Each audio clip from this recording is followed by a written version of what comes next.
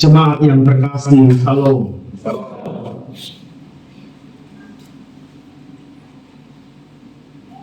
Pentakosta, hari yang ke-50. Perjanjian Lama merayakan sebagai perayaan hulu hasil atas seluruh berkat yang Tuhan limpahkan kepada umatnya, yang memelihara umatnya, yang memelihara para hambanya di bait Allah, yang memelihara seluruh pekerjaan Allah. Seluruh umat mempersembahkan di dalam seluruh keberadaan mereka sebagai umat Allah. Pentakosta dalam perjanjian baru memberikan semangat baru dalam kuasa Roh Kudus yang dijelaskan dengan lugas dalam kehidupan umat yang percaya bahwa Roh Kudus mutlak kehadirannya dalam seluruh aspek kehidupan umat yang percaya. Oleh karena itu, dalam refleksi firman Tuhan pada hari ini, bersama dengan para murid dan rasul yang berkomitmen untuk melayani Kristus dalam pelayanan pemberitaan Injil. Roh Kudus itu adalah kekuatan yang pertama dan utama, yang tidak bisa digantikan dengan apapun juga. Oleh karena itu, di bagian yang pertama ini dikatakan, Roh Kudus hadir sebagai otoritas Allah yang muncul.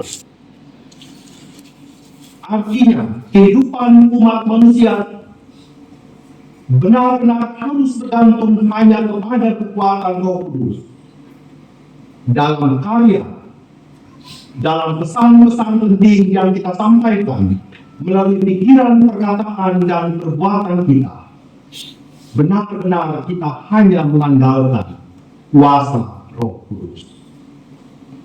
Hal yang kedua, Roh Kudus menolong kita melakukan yang terbaik, seperti apa yang sudah dikatakan dalam nas pembimbing dan petunjuk hidup baru, bahwa Roh Kudus hadir untuk kita discerni membedakan manakah keinginan daging kita dan kehidupan yang dibaharui oleh Roh Kudus.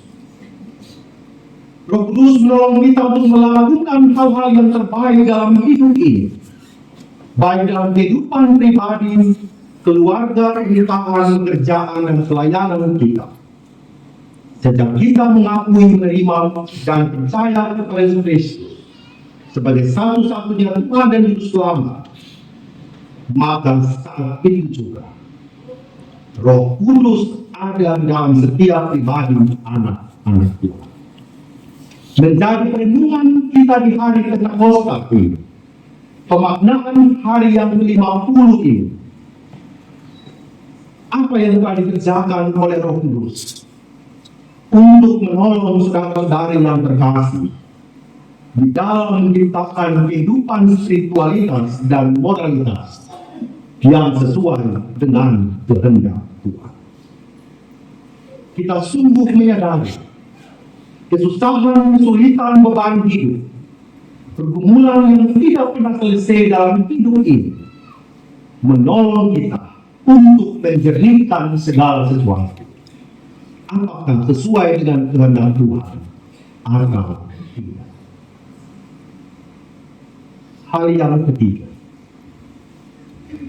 Roh Kudus adalah penolong dan sumber kekuatan. Nah, pembimbing mengatakan bahwa dalam hidup orang-orang yang percaya yang ada bukanlah roh ketakutan, tetapi yang ada hanyalah roh kekuatan. Roh Kudus adalah sumber pertolongan dan sumber kekuatan, serta kemampuan kita menghadapi kesulitan dan pergulatan hidup. Derita susah dan semua hal yang melilit hidup ini. Seperti penyakit yang mematikan kita semua, kuasa Roh Kudus datang memampukan kita untuk melewatinya. Dalam rangkaian 9 tahun perjalanan jemaat Manuara, kita pun diingatkan oleh Tuhan. Esok 9 Juni 2016, 9 tahun yang lalu, kita menerapkan diri sebagai gereja yang mandiri, yang mewartakan Injil Tuhan, dan yang memulihkan seluruh ciptaan ini. 9 Juni 1881, 144 tahun yang lalu, Van Alpen dikirim dari negeri Belanda untuk menyatakan Injil bagi Pulau Sumba, Sabah, Kupang, dan seluruh wilayah Indonesia.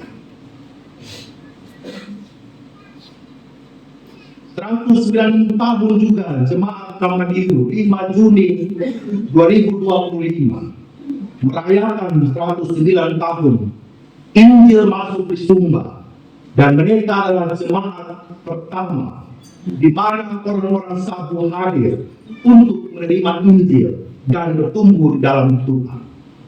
Dilanjutkan 2 tahun kemudian oleh jemaat Meloro. Luar biasa karya kasih Allah dalam diri pendeta SHKA memberitakan Injil di Meloro dan sekitarnya hingga datang ke jemaat Waingapu. Dan jemaat Waingapu memekarkan 5 cabang mulai dari Kapunduk, Kanatan, Umamatu, jemaat Barat, dan jemaat Radita Barat, dan menghasilkan cucu yang baru, Kanaham dan Pambuatan Jakarta. Semua itu karya kasih Allah. 3 klasis di Sinode Gereja Kristen Sumba, Sumba Timur, klasis Sumba Tengah, klasis Sumba Barat, saat ini menjadi 52 klasis di 4 kabupaten. Sedang mempersiapkan 4 klasis baru di tahun 2025 ini menjadi 56 klasis. 280 jemaat yang terakhir tanggal 6 Juli kemarin di Maida menjadi jemaat ke-280, dimekarkan dari Karitala Umbak Undu. Karya kasih Allah pun hari ini berlaku untuk kehidupan jemaat Manuara. Pertanyaannya adalah, apakah kekuatan Roh Kudus itu mempengaruhi seluruh aspek kehidupan kita sebagai umat Tuhan? Jika hari ini kita lihat gereja kita sampai luar jemaatnya, rasanya bukan hari ini saja kekuatan Roh Kudus itu menggerakkan kita, tetapi setiap saat.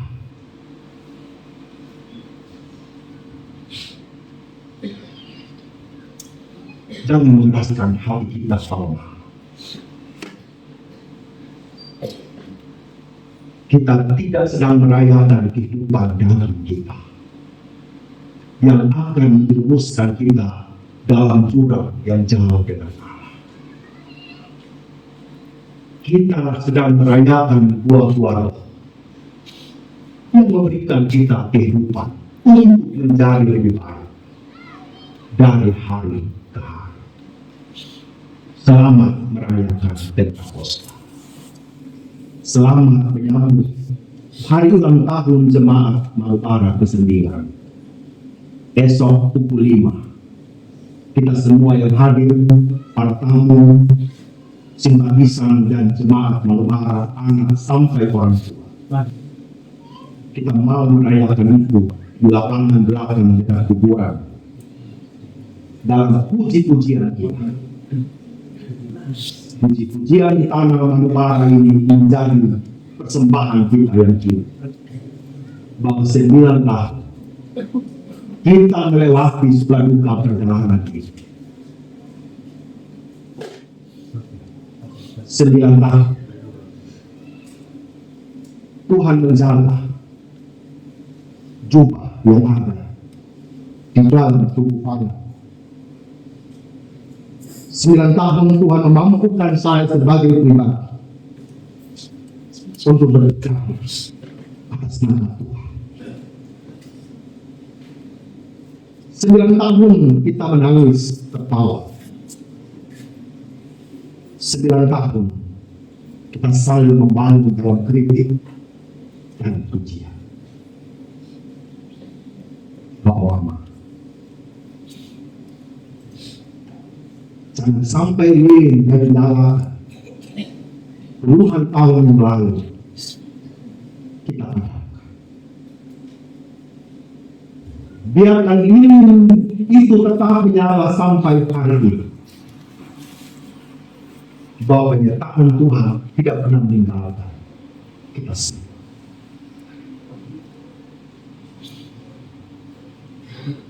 Tuhan menguatkan dan mengukuhkan kita. Amin.